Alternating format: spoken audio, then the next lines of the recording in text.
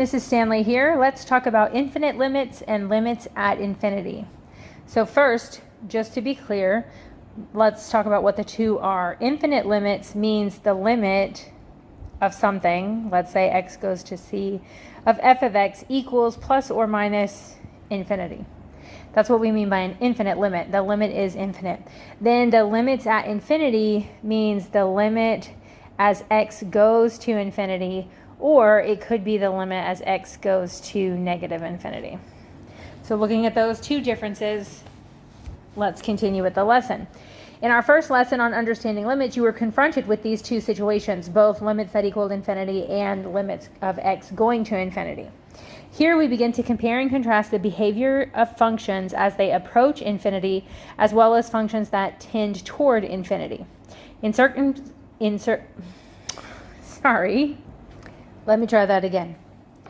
well as functions that tend toward infinity in certain circumstances. All right, let's go. So notice that we are looking at topics 1.14 and 1.15, connecting infinite limits and vertical asymptotes, and connecting limits at infinity and horizontal asymptotes. So example number 1, use the graphs of f of x and g of x shown below to compare and contrast behaviors involving infinity.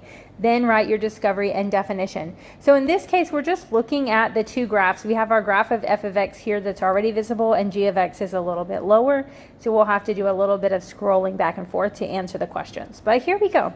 So first we're looking at f of x, that's this graph, as x goes to 4 from the left. So we can see to have this this asymptote at x equals 4, and the graph from the left is going to positive infinity. So this is something we're already familiar with. Let's look at the other side. As we go towards 4 on the right, we're coming this way, so that's negative infinity. And then it's asking us on g of x to look at x going to 1 from the left and x going to 1 from the right. So notice this time there is a vertical asymptote at 1, and if we're going to 1 on the left, we're going down. So 1 from the left is negative infinity, and 1 from the right is going up, so that's positive infinity. Okay? And then let's do the others and then talk about the discovery after. So looking at this time, we're saying what is the limit of f of x as x goes towards negative infinity. So erasing my purple marks, this time we have the x values going towards negative infinity. This graph is coming towards, notice this horizontal asymptote, and so that's at negative 2. So we would put negative 2 here. And then we've got the limit as the limit as x goes to infinity, so that's this way. And again, it's coming towards that asymptote at negative 2. And then let's look at g of x. G of x as x goes to negative infinity. So x is going to negative infinity. That means we're going this way on the x-axis. What's happening to this graph? Now you might be compelled to say that you're headed towards this slant asymptote, and that might be true, but if you think about it, the slant asymptote is going to continue on forever, and that means also your graph is. And so it's still technically going towards negative infinity because it's going to gradually get lower and never pass that line, that slant asymptote. And then the same thing in the opposite direction, we're going this way, and it's just going to continue on, so we're going to positive infinity. So let's talk about the discovery. First, look at this information here in this section. Do you notice what are your answers? You only have infinity and negative infinity. So thinking about the topic, comparing vertical asymptotes and horizontal asymptotes with the limits, what do you notice about 4 and 1? On each graph, 4 was a vertical asymptote and so was 1. So when we're approaching a vertical asymptote, we're getting positive and negative infinity, right? See, what I'm gonna write, you can try it in your own words, but I'm gonna write a vertical asymptote occurs if one-sided limits are unbounded. So if you take the limit from left or right, both really. Oh, I forgot my word, limits. One-sided limits are unbounded. So when we're going from left and from right towards the C value, we're getting positive infinity or negative infinity, okay? So the limits are unbounded, that means there's a vertical asymptote. Now coming down here, notice we have two different things that happened. For f of x, we had -2. Notice that was actually our horizontal asymptote. So the lines went towards that asymptote, but when it was slanted, it actually caused us to go towards positive or negative infinity. So this one's going to be a little bit different. As x approaches positive or negative infinity, the limit will approach, sorry if I'm writing too fast, hopefully you can follow along and still read my writing. As x goes to positive or negative infinity, the limit will approach a y value, or, let me erase the or because I wanted to say a y value at the horizontal asymptote. The y value is the horizontal asymptote, right? Or infinity, right? And what that would be a slant asymptote. We could also say that it's unbounded as it approaches the slant asymptote. Okay, so now let's look at this other, we've got two definitions here. An infinite limit is, a limit at infinity is. Okay, here's the first one. An infinite limit is, as x approaches c, the limit will approach either infinity or negative infinity. It's a vertical asymptote causing that to happen. Okay, and then we've got one more. I'll scroll down a bit. So for this one, a limit at infinity is, as x approaches positive or negative infinity, the limit will approach a y value or will be unbounded. It's a horizontal asymptote that causes that. So you can notice the two differences. One, x is approaching c, and the limit is positive or negative infinity. And the other one, x is approaching positive or negative infinity, and then you either get a y value or you still get positive or negative infinity for the y value. So let's go to the next page. In pre-calculus, you learned some basic truths about rational functions. Okay, let's review those. When a factor canceled from the denominator, a whole occurred. Remember, a whole was what we called a point discontinuity. And when a factor would not cancel from the denominator, a vertical asymptote occurred. So this was very early in the year when we were doing the graphs and all of that. I think Unit 3 in pre-calculus, we studied how these things happen and how to find the different asymptotes, etc. So you might need to review some information for that. If so, no problem, but let's do some reminders here.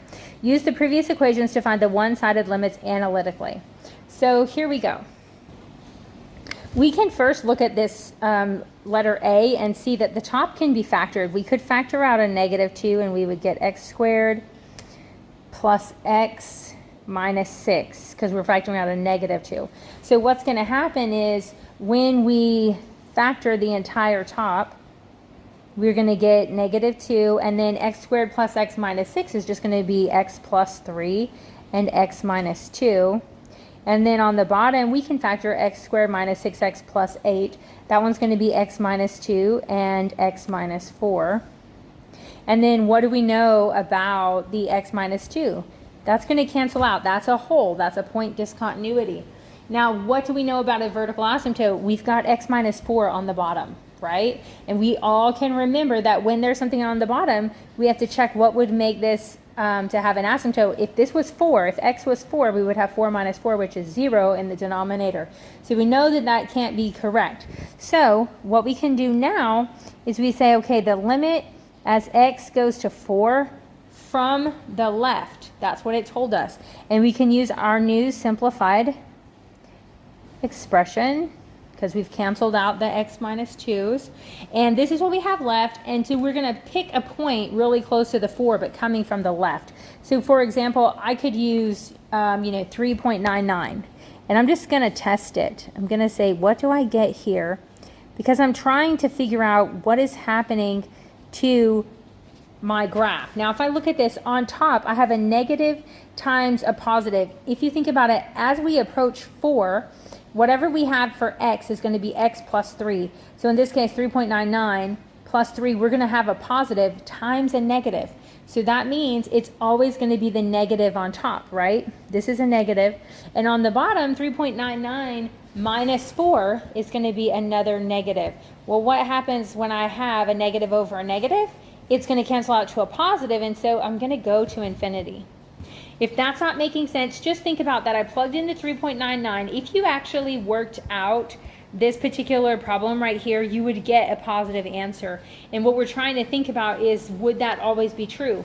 And the thing to remember is that we're approaching 4 from the left. So we can't have any number that would be greater than 4, because then we would be equal to 4 or coming to 4 from the right. And we're not going far away, so we're not plugging in a negative number. We're staying really close to 4, because that's what the limit means, right? We're coming close to 4. We're approaching it.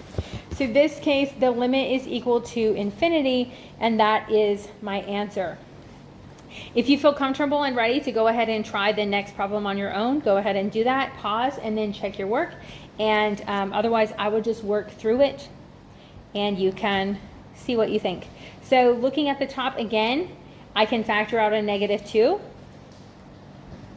So when I factor out that -2, oh, you know what? We're not going to redo all that, because I just realized this is the same problem. We're just coming to 4 from the right. So we have the same thing, the limit as x approaches 4 from the right of this same problem, -2 times x plus 3 over x minus 4. So now this time I'm going to pick a number slightly larger than 4 that I could test. And we can also think about it. What's going to change here? If I have a number slightly larger than 4 and I add it to 3, I'm going to still have a positive number on top, and then I'm going to multiply it by -2, right? So this is going to be a negative. And then on bottom, if I have a larger number than 4 and I subtract 4, I'm going to get a positive. So this time I have a negative over a positive. I have a negative over a positive, so that's going to stay negative. So I'm going to say that this would approach negative infinity, but let's go ahead and do our test problem. -2 times, let's say 4.01 plus 3 over 4.01 minus 4. Well, what's going to happen there? 4 and 3 is going to be 7.01 times -2. So we're going to get negative 14.02, I suppose. Something like that. And then here we're going to subtract and get 0.01, and we're going to divide and get a very tiny negative number. And so this confirms what we thought, that we are going to negative infinity. Okay?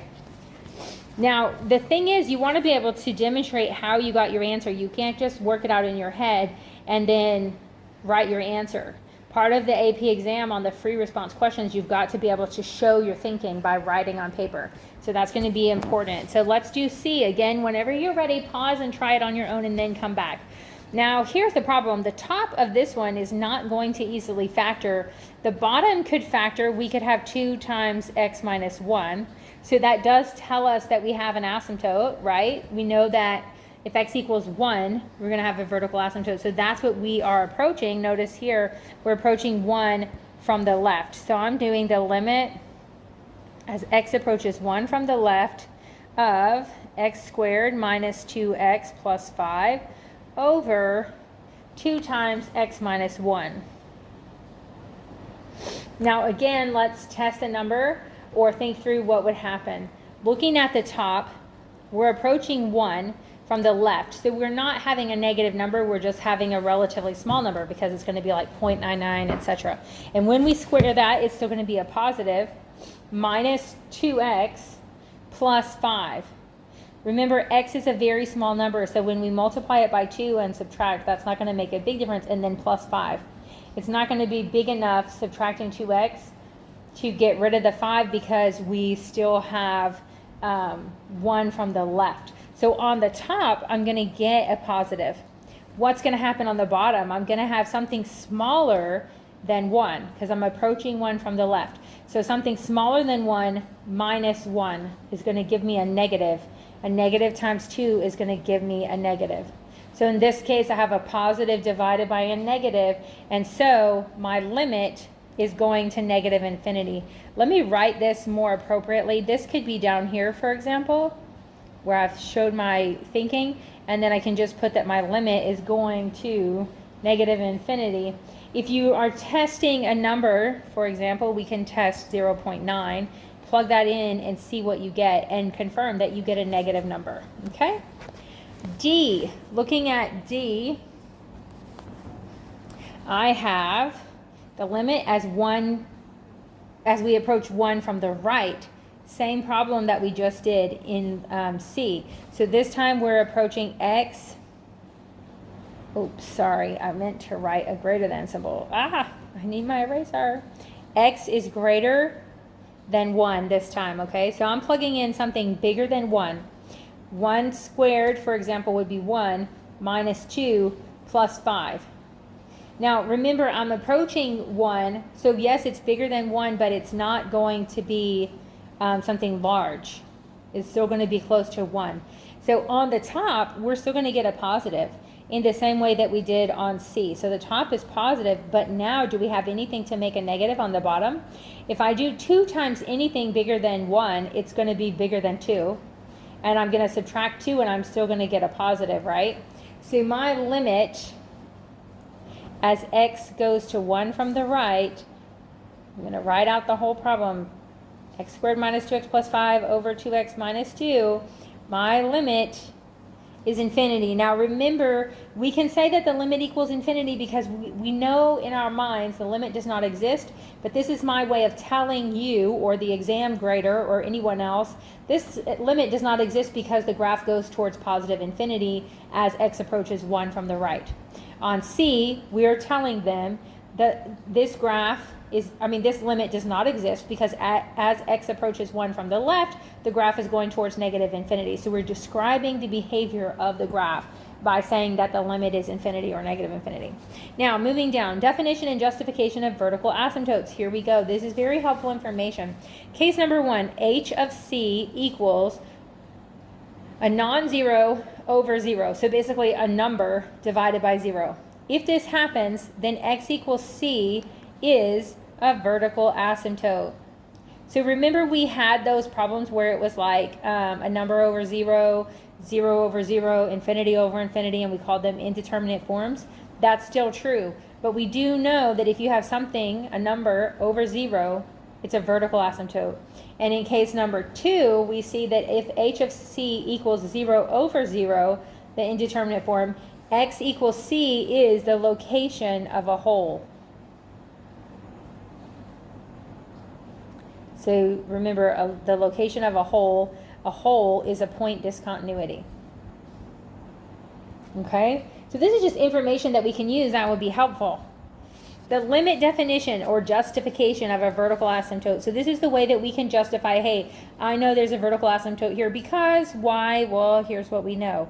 If the limit as x goes to c from the left of f of x equals plus or minus infinity, or the limit as x approaches c from the right of f of x equals plus or minus infinity, then x equals c is a vertical asymptote.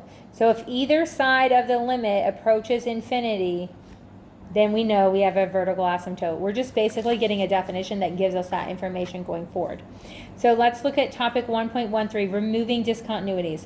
Use the function below to find any vertical asymptotes. That's what we're looking for. It's important to pay attention to what we're looking for. Justify your answer using limits. So we can't just say the denominator is 0. We need to use a limit to justify it. So let's look at this. We can first just factor the top. Now, in case you aren't aware, let me just show you my factoring for the top. Okay, here's my factoring. I basically did 2x squared minus 1x plus 10x minus 5. I did factoring by grouping, and I found my two pieces. And so I have h of x equals x plus 5, 2x minus 1, and x plus 5 and x minus 2 on the bottom. And then we can see that the x plus 5s are going to cancel out. So this means that we know, we can see what's left. We are going to have a vertical asymptote at positive 2, because notice we still have the x minus 2 and it didn't cancel out. And we have a point discontinuity at x plus 5, but this question only asked us for the vertical asymptotes. So a vertical asymptote at x equals 2. We need to prove it by the limit though, so here's what we can do. The limit as x approaches 2, because that's the point that we're trying to prove, from the left would be of 2x minus 1 over x minus 2. We can use the simplified function. Just plug in that number that's a little bit smaller than 2. So for example, I can do 2 times 1.99 minus 1 all over 1.99 minus 2. And you can see what's going to happen here. On the bottom, I'm going to get a negative. On the top, I'm going to get a positive, right? This is going to equal negative 1 point, or 1, not a decimal, sorry, negative 198. That's not necessarily significant as far as the specific number, but we know it's a negative.